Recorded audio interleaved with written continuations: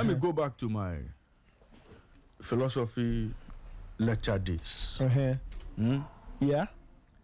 When we were dealing with fallacies. This would be a classical case of pity fallacy. Oh. Or argumentum ad misericordiam. Argumentum what? Ad misericordiam. I see. You see, Nathan, I didn't want to do this. But I think we've had one too many of these stories. Okay. And our attempt to delve into certain matters.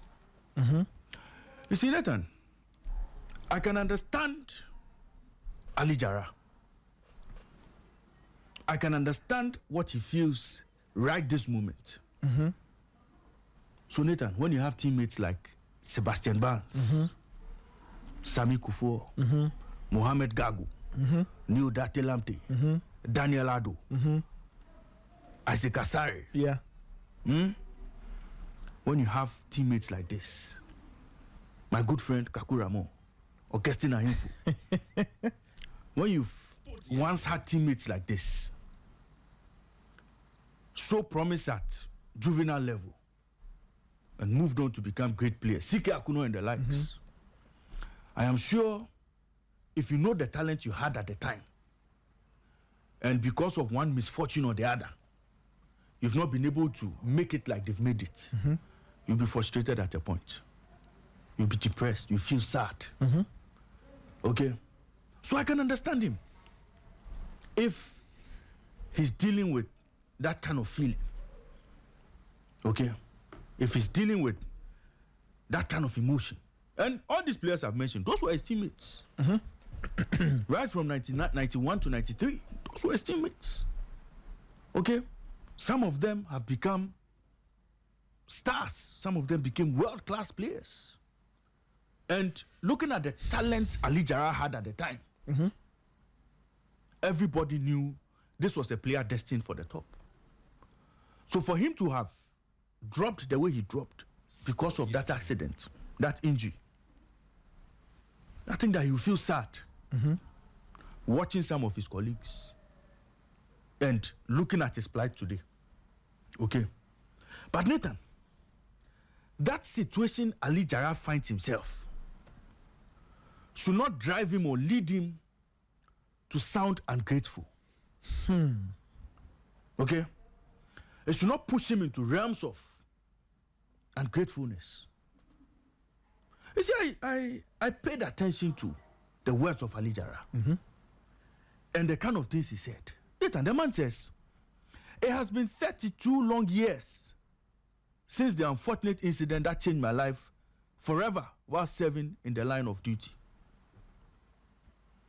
Throughout these decades, I have carried the weight of that day, the pain, the sacrifice, and the silence. Yet, despite everything, the state has turned its back on me, leaving me forgotten and unheard. Nathan, those are serious statements. This is 40 FM, the voice. Nathan, in 1991, 14-year-old Ali Jara was part of Otto Fister's squad that played in Italy at the under-17 tournament. Okay. In that tournament, 16-year-old Ben O was the first choice keeper. Okay. Meaning, Ali Jara was on the bench the entire tournament. He did not play a single game. Yeah. Okay. Bring on 1993, under-20, the under-20 tournament in Australia. Australia, yeah. When we won silver. Yeah. Again, Coach Fred Osandodu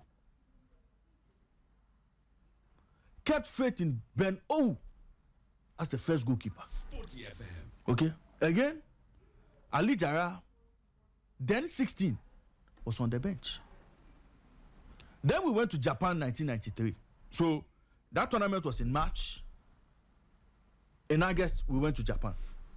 Ali Jara was number one goalkeeper. That was when a lot of us saw Ali Jara. All that time, he was a House of O goalkeeper. Okay. So we saw Ali Jara fully man the post at national team level in 1993. Then post that tournament, we went to Mauritius for the African Games and we won that tournament as well. Ali Jara was in post. So in terms of we seeing Ali Jara in post, delivering for the national team, we saw him play in Japan and in Mauritius. The earlier tournament, he was there, but he was a squad member. Okay. Now, when Ali Jara says he got that injury in the line of national duty, it is not correct. But he says in the line of duty. In the line of duty. You can't no, tell you see, whether you it's see, national duty or not. Whether it is national duty or just duty, let it be on record that Ali Jara never got injured whilst playing for any national team, be it under 20 or under 17. Okay. That was never the case. In his own words, Ali Jara said he had a contract to go to FC Cologne. But House of Folk, his club then, convinced him to play one more match. And that game was against Kumasi Asante Kotoko. Hearts lost the game in the dying embers of the game through a Frimpong Mansubu. After the game, in the course of that week, Ali Jara was feeling pains in his back. It didn't happen on the pitch. So he had to resort to hospital for medical checkups and all. Around that same time, Ali Jara got a call up to the Black Stars, but because of his limitations and his back problems, he could not join the Black Stars. Okay? So Ali Jara's career, after that Hearts Kotoko game, took a nosedive because of that back problem. Now, Nathan, it will interest you to know that His Excellency, the late former president, J.J. Rawlings, Yes. ordered for Ali Jara to be treated in the United Kingdom. He can come and deny that today, if that never happened. Okay? After checks locally here in Ghana, and the problem was beyond diagnosis. You see, it was beyond medical diagnosis. The challenge he had with his back. It went beyond medical diagnosis. So the president at the time, the late Chairman Rawlings, ordered for Ali Jara to be treated in the UK. The state played a role there. Okay? Now, after Ali Jara returned, This is 40 Hearts of Folk the voice of sport. took charge of making sure his recovery process went as smoothly as possible. So Hearts of Folk kept him on their payroll up until Togbi's administration came in and took him off. Okay. Beyond that, this state we are talking about, put him on the payroll of the Ghana Fire Service. Till date, he's still on the payroll of the Ghana Fire Service. So if Ali Jara says the state did nothing for him, Ali Jara is on the payroll of the Ghana National Fire Service. Ask him if he sat in a fire tender before. Ask him if he has been to any fire quenching site before. Okay? This is all by the state. And the state made sure, they did everything possible to make sure Ali Jara got back to his feet. Because everybody saw that the player had bags of potential. Even his own teammates, they let Chamokwe. Look, Nathan, I can't say everything on it. Some of the things Chamokwe went through just to make sure Ali Jara got back onto his feet. Everybody put in a shift. The GFA recently went to the aid of Ali Jara with regards to his goalkeeping academy. Yeah. Provided equipment and all to him. Even beyond that, Nathan, Ali Jara was part of the amputee team. They gave him a technical role. Was he not their coach? I think he was their coach, I think. Immortal, correct me if I'm wrong. Okay. Jarrah was their coach, right? Yes. The amputee team. I think he was their coach. Nathan. Yes. So all of these things have happened. So when Jarrah says the state neglected him, Nathan, mind you, when they went to 91 tournament in Italy and won, the state gave them treasury bills. Yeah, that is true. I'm also I'm reading a few things too. Yes. That confirmed. The state gave them treasury bills. Yes. When they went to Australia and won under 20, they finished second. Yeah. Under 20, they were rewarded. When they went to Japan and finished second, they were rewarded. The state did their part. When he was serving the state made sure they were responsible. When he even got injured, this mysterious injury, he still got support. Okay? To the extent that today, he's on the payroll of the fire service. So, how has the state neglected Ali Jara? And you see, I don't know why it is only footballers who read this point and come up with all of these stories about neglect. And it's becoming one too many. Nathan, are they the only sportsmen? How many times have we heard boxers come and cry foul that the state has abandoned them and they've become paupers? How many times? How many times have we heard hockey players? How many times have we heard national swimmers, national team athletes? Nathan, it's almost like it is only footballers who, after serving the cause, when they have one or two challenges, will turn to the media to blame the state for not taking care of them. Nathan, why? Why always footballers? You see, I think that we must get to a point where footballers themselves take full responsibility of some of the things that happen. Okay.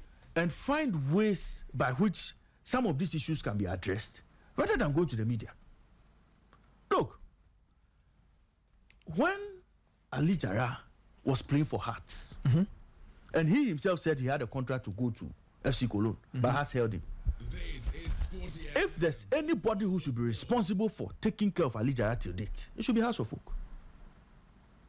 House of Folk should not at any point abandon Ali Jara. And rightly so. They were taking care of him until the Togbe-led administration. Okay. Until the Togbe-led board took him off the payroll. Togbe came to... Togbe's reign started. Okay, we'll have to check. So that, let's say for some time now, it's been like so that. for some time now, Yes, it's been like that. House of Folk have not been taking care of Ali Jara. But if he was contracted to any football entity at the time, it was House of Folk. And if somebody should be responsible for him to date, it is House of Folk. Nathan, the state did their best. But I'm saying that, see, how long can the state continue to be responsible for the upkeep of players because of one issue or the other? And if the state wants to take that responsibility on, almost every player should be taken care of by the state. Okay? But Nathan, that is not how it works. It's Osei being taken care of by the state.